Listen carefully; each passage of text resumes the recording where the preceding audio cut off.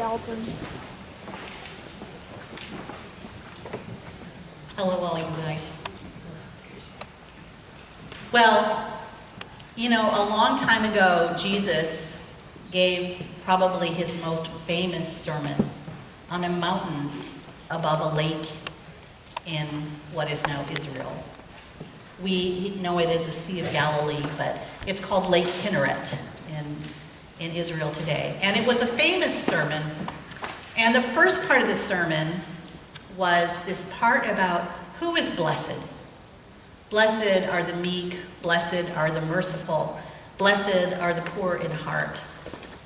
And the people who heard that were sort of surprised at who was blessed, because sometimes people who we think of as famous or successful or really accomplished, we think, oh, they've received all the blessings, so they must be blessed.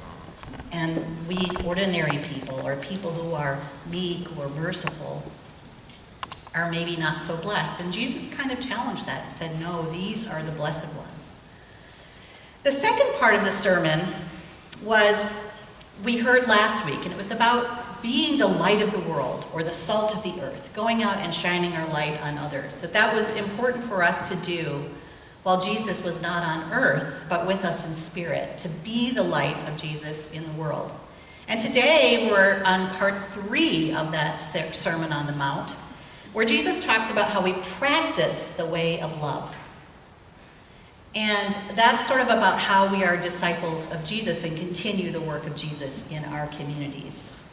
And, you know, when Jesus was giving this sermon, he was Jewish, and he was talking to people who were Jewish. And so they were very conscious that the Jewish law tells them what to do. So they thought, well, what more could we need to know? And they were very curious about that. And Jesus sort of said, well, you know, there's all those laws, and they're very important, but it's not just the law, but it's how we practice the spirit of the law that I want to lean into. So, for instance, this law about not murdering, well, that's one of the 10 Commandments, right? And so Jesus said, well, of course, we don't murder, but he said, I am saying something more than not committing murder. I mean, it's not very impressive to say, well, Mom, I didn't murder anyone today. I mean, that's really not enough, is it? So Jesus is saying it's also wrong to hold on to our anger, even if our anger does not result in violence. Just do something with the anger. Do something about that anger. Resolve that anger, and you will really be living into the spirit of the law. So he says later, if you come to the altar, you know, in worship, like we go up for Holy Communion, then make sure, if you have a grudge against someone, or you're feeling uncomfortable with someone, stop and take care of that first before you come to the altar. And there was an old law in the time of the temple when people were bringing their temple sacrifice. They would sacrifice a lamb or a goat, and that lamb or goat or whatever it was they were sacrificing was supposed to be without blemish. Like you weren't supposed to sacrifice an animal that was diseased, right? You were supposed to bring your best offering. And today when we come to the altar, we offer ourselves. We offer the wine and the wafers, but we also offer ourselves to God. And so this is a way of sort of saying, what is on our heart that is holding us back, that is making us not less than pure of heart when we go to the altar? Let's take care of that first. So a lot of that has to do with making peace before we come to the altar. And so I want to ask you, have you ever felt like you have a grudge against someone? Yeah. And what kind of a grudge, what was that like? Like what kind of a grudge was that you were holding against someone? Because they did something that was what? Unfair or? Yeah. What? Annoying, something annoying, right? Yeah. And so what do you do with a grudge? When you have a grudge, do you just kind of wait for it to go away, or you hold it? Yeah. Have you ever held a grudge for a really long time? Yeah. Yeah. Yeah.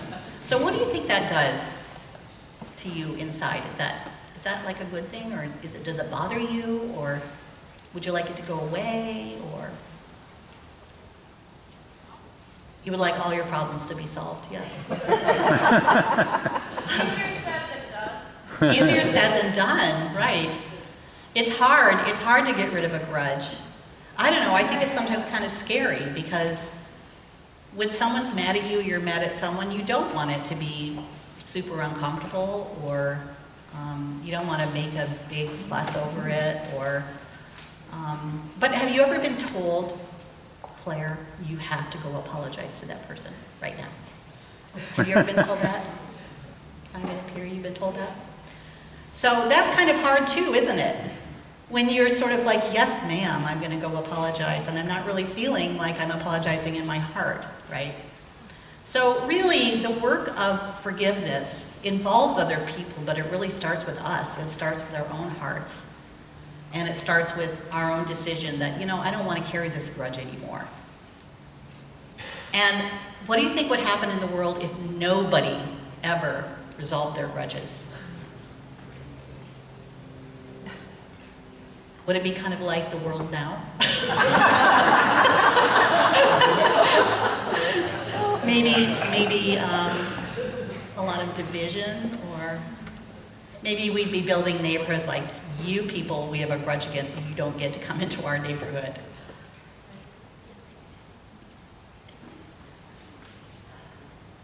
Yes, if you're mad at your mom and you said, I'm locking all the doors of this house and you can only go in this room.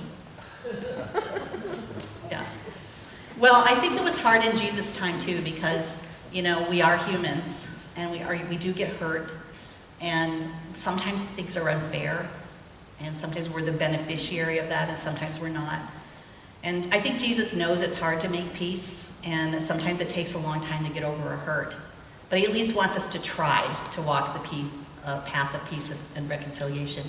And it's not something instant. It's not like you can just get over something. Sometimes it takes a while. And so Jesus said two things that are important to remember here. One is he said, love your neighbor as yourself. What does it mean to love your neighbor as yourself?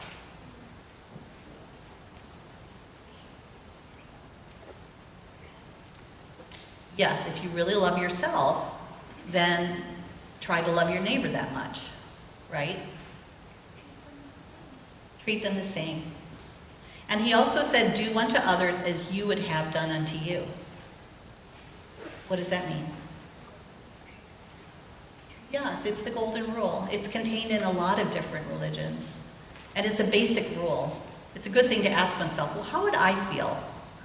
Not good. Okay, well, I'm not going to do that then, right? It's a good way to consult. So he didn't say, be happy no matter what. He didn't say, if someone is really mean to your dog, you have to let them play with your dog. He didn't say, your neighbor has to be your best friend. He just said, remember that I love your neighbor as much as I love you. I love your sister as much as I love you. I love not your sister. I love your brother as much as I love you. And I want them to be happy too. And I need you to participate with me in this. And so, did you know we have something in our service every Sunday that helps us practice this? What do you think it is? We're about to do it. Okay, what happens when I say, the peace of the Lord be always with you? What do we say? Also with you. Right. And then what do? We shake hands and we wish each other peace, don't we? And so this is actually something in our worship that comes from this part of the gospel. Before we come to the altar for communion, we wish peace, we wish our neighbors peace. And we're particularly supposed to sort out the ones that maybe we feel a little gushy about, and speak peace to them. It doesn't mean that we have enough time to say, we need to have a long talk about what just happened, and I'm going to pour out my feelings to you, and we're going to resolve it right here and now. There might not even be time or the privacy for an apology or an act of forgiveness, maybe not during that peace, but it does allow us to say, I remember you as God's child, just like I am. And as I wish for peace for myself, I wish that for you.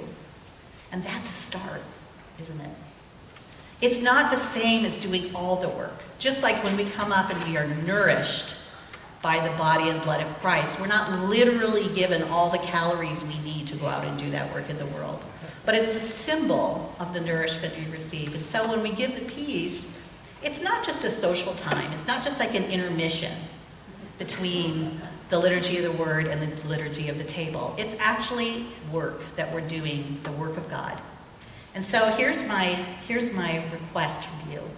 When you go and offer someone the peace, look them in the eye, shake their hands, and say, may God be with you, or I wish you peace, or just peace.